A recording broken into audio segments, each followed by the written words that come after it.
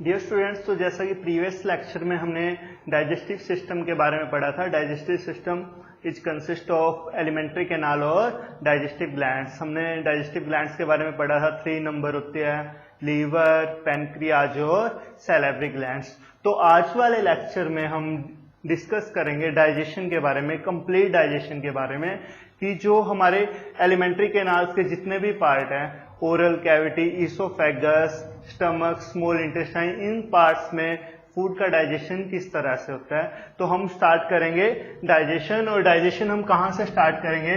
First part जो है buccal cavity, जो रहेगा बक्कल कैविटी। ठीक है, बक्कल कैविटी से आज हम स्टार्ट करने जा रहे हैं। बक्कल कैविटी में ना आपने 2 चीजों के बारे में पढ़ा था, टीथ और टंग के बारे में। टीथ और टंग के बारे में क्लियर है? तो फंक्शंस पता है आपको दोनों का। ठीक है, टीथ का फंक्शन आपको पता होना चाहिए।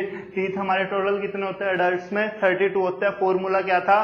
2 1 2 3। और कौन कौन से थे हमारे? Incisor, canines, premolars and molars. तो इन टीथ की हेल्प से फूड को क्या किया जाता है? मैस्टिकेट किया जाता है। टीथ का फंक्शन क्या रहता है? It help in mastication of food. Clear है? मैस्टिकेशन ऑफ फूड में टीथ हेल्प करते हैं। ठीक है, तो हम बक्कल कैविटी में डाइजेशन की बात कर रहे हैं। तो बक्कल कैविटी में ना हमने सैलिवरी ग्लैंड्स के बारे में पढ़ा लास्ट लेक्चर में। सैलिवरी ग्लैंड्स के बारे में ध्यान में है आपको? सैलिवरी ग्लैंड्स, सैलिवरी ग्लैंड्स क्या सीक्रेट कर रही थी? Saliva. Salivary gland secret saliva. ठीक है, सलाइवा सीक्रेट करते हैं ये। और saliva consist of many things like electrolytes. क्या क्या होते हैं इसके पास? इलेक्ट्रोलाइट्स, कुछ एंजाइम्स होते हैं, सैलिवरी अमाइलेज सबसे इंपॉर्टेंट है, ये आपने ध्यान में रखना है। Salivary amylase. ठीक है, और क्या क्या होता है? लाइसोजाइम भी होता है। ठीक है, सलाइवा कंटेन लाइसोजाइम और saliva also contain mucus.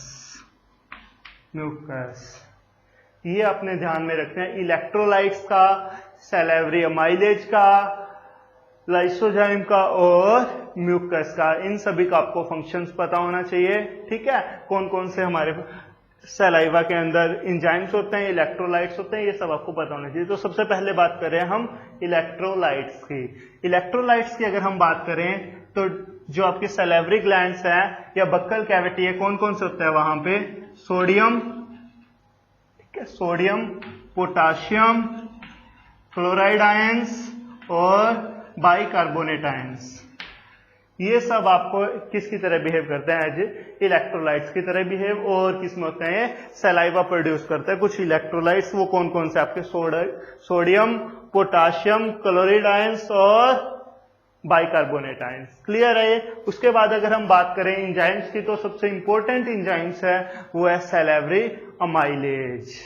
Salivary amylase, salivary amylase को ना वर्क करने के लिए, फूड को डाइजेशन करने के लिए इसको एक पीएच चाहिए होता है। ऑप्टिमम पीएच बोलते हैं जिसे हम। तो कितना पीएच चाहिए होता है? 6.8 पीएच। ध्यान में रखना, काफी इंपॉर्टेंट है ये। सैलिवरी अमाइलेज को अपना फंक्शन परफॉर्म करने के लिए क्या रेंज चाहिए होती है पीएच की? 6.8। क्लियर है? और इसका फंक्शन क्या रहता है? It act on starch. It act on starch. जो भी आप फूड लेते हैं, ठीक है, उनमें जो भी कार्बोहाइड्रेट्स होते हैं, स्टार्च होते हैं, उन पे कौन एक्ट करते हैं? Salivary amylase. और कौन कितने पीएच पे? 6.8 पीएच पे। क्लियर है? तो ये स्टार्च पे एक्ट करा के ना, स्टार्च को किस में कन्वर्ट करता है? डाइसैकेराइड में।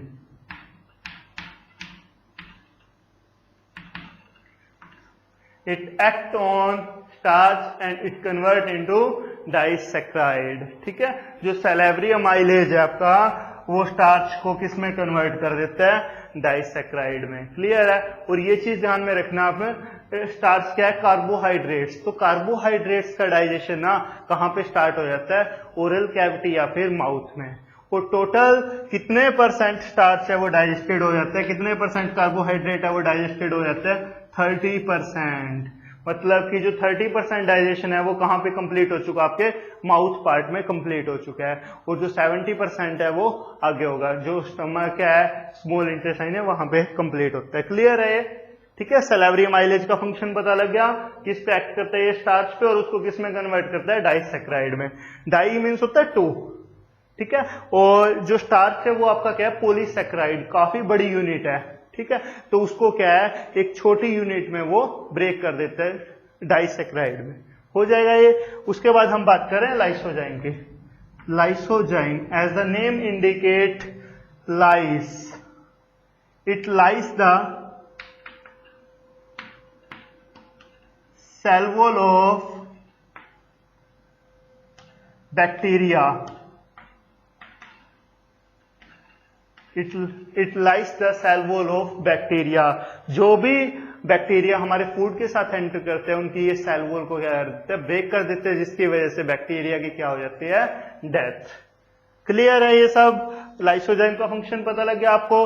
उसके बाद हम बात करें म्यूकस की। ठीक है, इलेक्ट्रोलाइट्स पता लग गए कौन कौन से हैं, सोडियम, पोटाशियम, बाइकार्बोनेट और क्लोराइड आयंस। ठीक है, एंजाइम सबसे इंपॉर्टेंट है सैलिवरी अमाइलेज, जो किस पे एक्ट करेगा, स्टार्च पे, और उसको किस में कन्वर्ट करेगा, डाइसैकेराइड में। और उसको पीएच कितना चाहिए, 6.8 पीएच चाहिए। ठीक है, उसके बाद हमने लाइसोजाइम की बात करी, नेम से ही पता चल रहा। ठीक है, ये क्या कर देगा, सेल वॉल को लाइस कर देगा, तोड़ देगा, ब्रेक कर देगा, जिसकी वजह से बैक्टीरिया वो सर्वाइव नहीं कर पाता। ठीक है, और लास्ट है हमारा म्यूकस। म्यूकस क्या करता है, mucus it adhere and lubricate. ये क्या करता है, ल्यूब्रिकेशन में हेल्प करता है। Lubricate the food material, lubricate the food material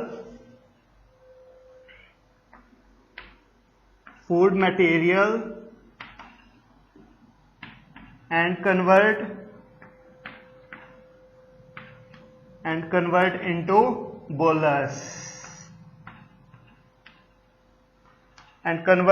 bolus, ये क्या है, एडहरेशन और ल्यूब्रिकेशन करके पार्टिकल्स को किस में कन्वर्ट कर देता है, बोलस में कन्वर्ट कर देता है। ध्यान से देखना, जैसे ये है, टीथ पे चलते हैं हम। टीथ का फंक्शन क्या है, मैस्टिकेशन ऑफ फूड। आपने फूड पार्टिकल लिया, ठीक है, फूड पार्टिकल्स को आपने टीथ की हेल्प से क्या कर दिया, छोटे छोटे पीसेस में ब्रेक कर दिया।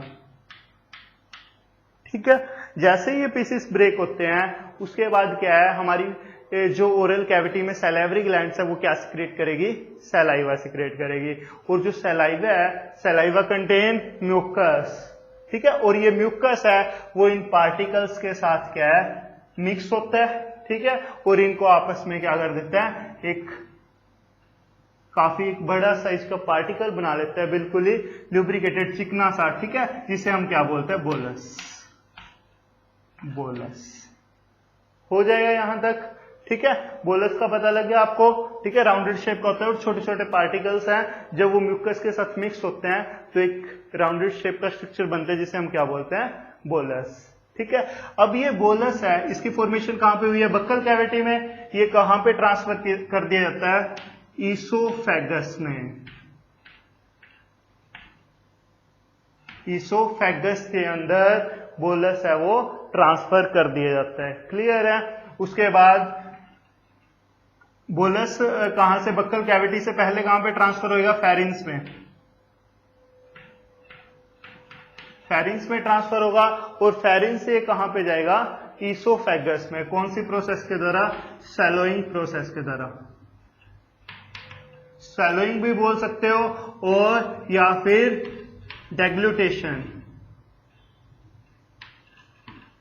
डेग्लूटेशन डेग्लूटिशन और स्वैलोइंग करके हम क्या है, जो फेरिन से जो बोलस है वो कहां पे ट्रांसफर कर दिया जाता है, ईसोफेगस में। ईसोफेगस से वो कहां पे जाएगा, स्टमक में। ईसोफेगस से वो कहां पे जाता है, स्टमक में। कौन सी प्रोसेस के द्वारा, पेरिस्टालसिस के द्वारा।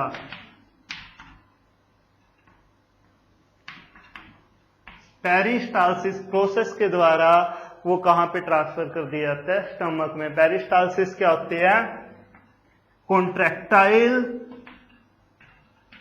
Movement of muscle. Contractile movement of muscle, clear है। जब मसल्स हैं वो कॉन्ट्रैक्ट होंगे तो जो बोलस है वो ईसोफेगस से कहां पे ट्रांसफर हो जाता है, स्टमक में। तो ये था हमारा स्टमक तक का, ठीक है। तो आपको पता होना चाहिए सैलिवरी ग्लैंड्स काफी ज्यादा इंपॉर्टेंट है, ठीक है। Saliva which contain electrolyte, salivary amylase, lysozyme और म्यूकस, इन चारों का आपको फंक्शन पता होना चाहिए, ठीक है। तो ये था हमारा डाइजेशन इन बक्कल कैविटी। अब हम बात कर रहे हैं डाइजेशन इन स्टमक।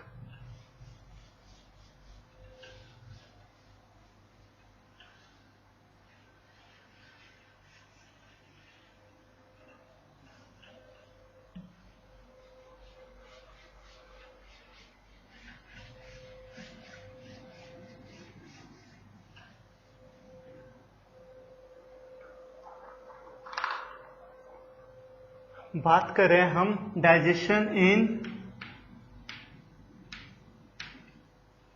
स्टमक।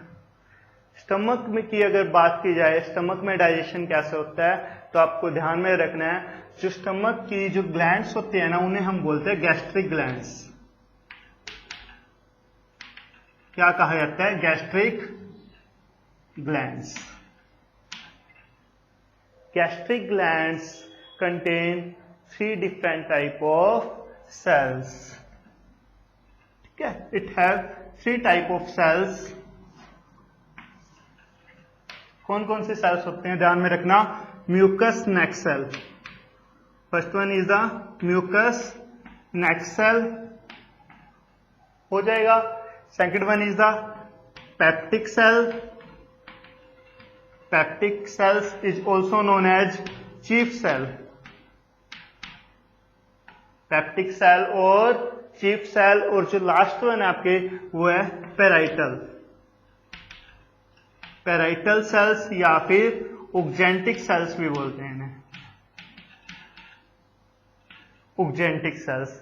तो जो स्टमक है, स्टमक में क्या होती है, गैस्ट्रिक ग्लैंड्स। गैस्ट्रिक वर्ड अभी हमने लास्ट लेक्चर में पढ़ा था। लीवर के लिए एक वर्ड यूज किया जाता है जिसका क्या नाम है, हेपेटिक। हार्ट के लिए ध्यान में रखना, एक वर्ड यूज किया जाता है कार्डियक। जहां भी कार्डियक मीन्स कार्डियक वर्ड आ गया, उसका मीनिंग क्या होता है, हार्ट से रिलेट कर रहा है, ठीक है। और ऐसे ही जो स्टमक है उसके लिए क्या वर्ड यूज किया जाता है, गैस्ट्रिक हमेशा। तो स्टमक में क्या होती है, गैस्ट्रिक ग्लैंड्स होती है, ठीक है। और वहां पे क्या होती है, 3 सेल्स होती है। Gastric glands bear 3 type of cells. कौन कौन सी, mucus neck cell, peptic cells and parietal cells, ठीक है। इनका एक एक करके हम फंक्शंस देखेंगे। Mucus neck cell, as the name indicate, it secrete mucus. It secrete mucus, clear है, ठीक है। ये क्या सिक्रेट करेगी, म्यूकस। अगर पेप्टिक सेल और चीफ सेल की बात करें, पेप्टिक सेल्स हैं वो क्या सिक्रेट करेंगे आपके, pepsinogen. Very very very important. Chief cells हैं या फिर पेप्टिक सेल्स है, नेम देख, पीईपी, पहले 3 वर्ड्स पेप। और ये कौन सा एंजाइम्स प्रोड्यूस करते हैं, pepsinogen, which is the pro enzyme. जो कैसा होता है, प्रो एंजाइम्स भी बोल सकते हैं या आप इसको इनएक्टिव भी बोल सकते हैं। It's create pepsinogen which is inactive in form, ठीक है। वो कैसा होता है, इनएक्टिव होता है और प्रो एंजाइम होता है, हो जाएगा पेप्सिनोजन। उसके बाद है लास्ट वाली जो सेल्स है, पेराइटल और oxyntic cells. Its create hydrochloric acid HCl and some intrinsic factor.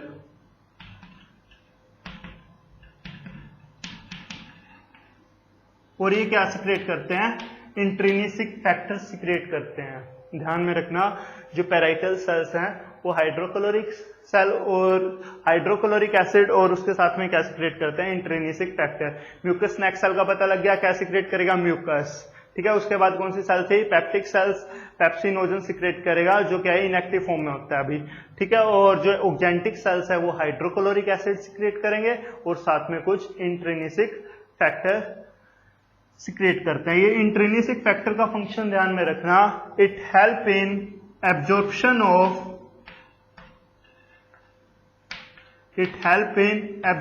Of vitamin B12। जो विटामिन B12 उसको एब्जॉर्ब करने में कौन हेल्प करता है? Intrinsic factor. इंपॉर्टेंट है ये काफी। ठीक है, तो हाइड्रोक्लोरिक एसिड पे चलते हैं। अब हम हाइड्रोक्लोरिक एसिड क्या है? हाइड्रोक्लोरिक HCl हमें पता है कि एसिड है, और एसिड आपको पता ही है कहीं भी लग जाए, ठीक है, हमारी बॉडी को क्या करता है? बर्न कर देता है। और ये तो खुद कहां पे है? स्टमक के अंदर है। तो ये स्टमक को क्यों नहीं नुकसान पहुंचाता? अगर ये स्टमक की जो गैस्ट्रिक ग्लैंड्स है या फिर गैस्ट्रिक वॉल्स हैं, जो स्टमक के आसपास की जो वॉल्स होती है अंदर की, उसे हम क्या बोलते हैं? Gastric walls. अगर ये वहां पे लग जाए तो ये क्या कर देगा? हमारे स्टमक को क्या कर देगा? बर्न कर देगा। वहां पे क्या हो जाएंगे? छाले हो जाएंगे। ठीक है, तो HCl in acidic in nature, तो ये हमारे स्टमक को नुकसान ना पहुंचा पाए, इसकी वजह से क्या है?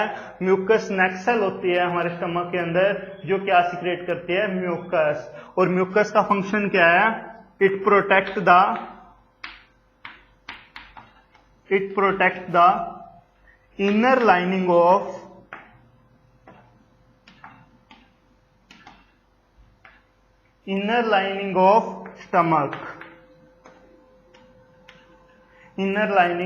stomach from HCl।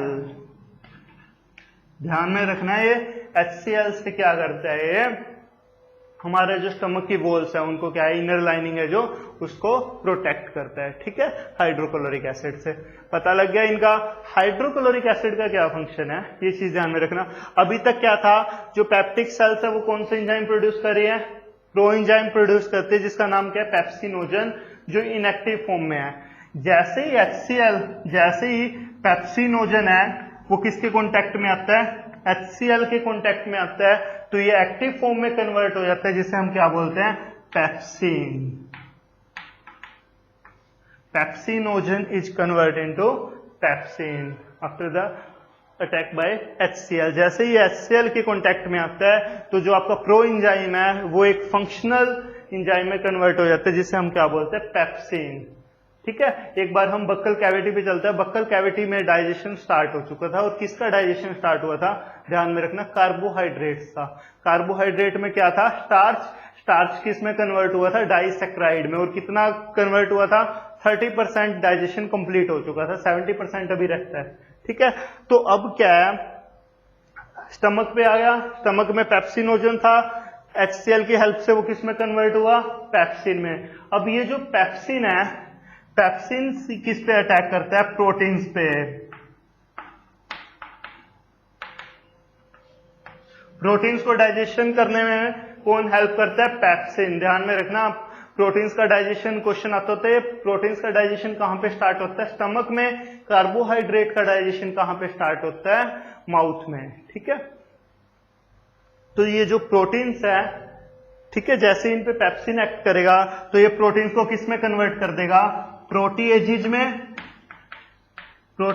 में और peptones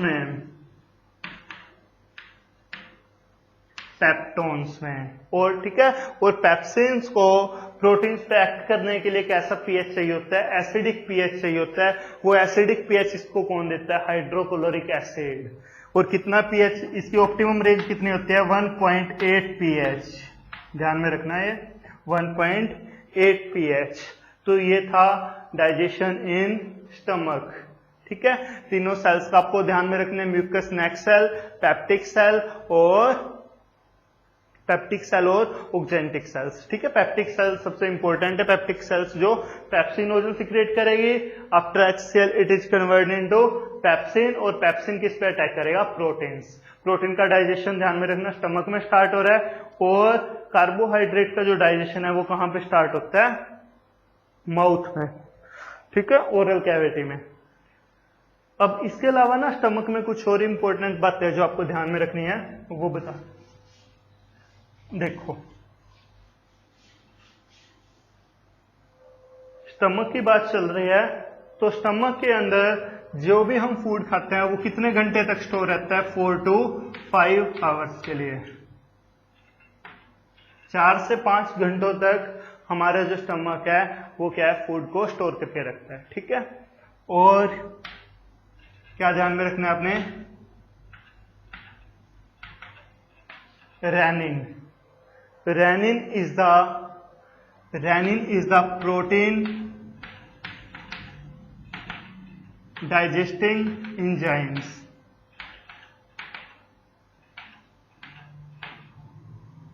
rennin is the protein digesting enzyme, मतलब कि ये किस में हेल्प करता है? प्रोटीन्स को डाइजेस्ट करने में हेल्प करता है। बट किन में हेल्प करता है ये? इन्फेंट्स में। Very important, infants. बच्चों में ना, बच्चों में एक एक्स्ट्रा एंजाइम होता है जिससे हम क्या बोलते हैं? रेनिन। ये अडल्ट्स के अंदर एब्सेंट होता है। तो जितने भी जो भी प्रोटीन्स जाते हैं उन्हें डाइजेस्ट करने में कौन हेल्प करता है बच्चों में? रेनिन। ठीक है, जो छोटे छोटे बच्चे होते हैं, रेनिन। और एक और प्रोसेस है, जैसे ही फूड आता है, ठीक है, तो जो फूड है वो किसके साथ? अब गैस्ट्रिक ग्लैंड्स है, गैस्ट्रिक ग्लैंड्स के अंदर गैस्ट्रिक सेल्स आ रही है, और वो गैस्ट्रिक सेल्स क्या सिक्रेट कर रही है? गैस्ट्रिक जूस सिक्रेट कर रही है। ठीक है, वो गैस्ट्रिक जूस है किसके साथ मिक्स हो जाता है? फूड के साथ मिक्स हो जाता है। गैस्ट्रिक या फिर gastric juice is mix with, gastric juice है वो किसके साथ मिक्स हो जाता है? फूड के साथ, by the churning movement of